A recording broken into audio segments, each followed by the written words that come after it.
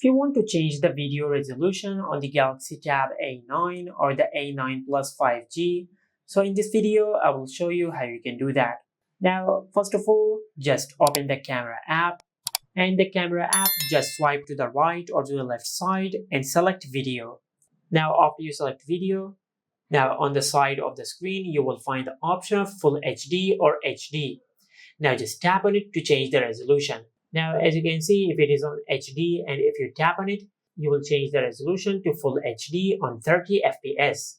But if it is on FHD 30, just tap on it to change it back to HD 30 FPS. Now if you cannot find the resolution option on this side, on the other side, just tap on the four dots.